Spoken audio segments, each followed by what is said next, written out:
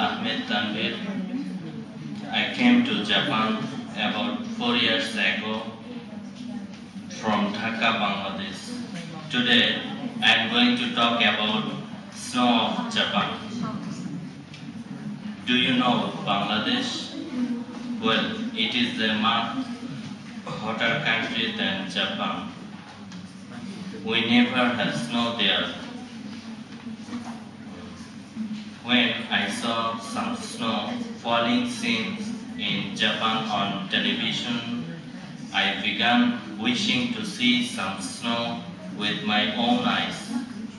After that, my heart kept saying every day, I want to see snow, I want to see snow. So I came to Japan. Then my dream came true 3 years ago. The snow was falling outside like millions of stars. It was very cold, but it was so beautiful. I was really happy and excited.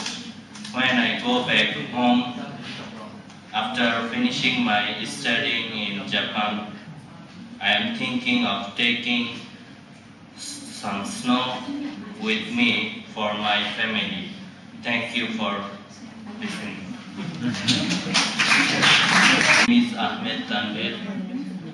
I came to Japan about 4 years ago from Dhaka, Bangladesh. Today I am going to talk about snow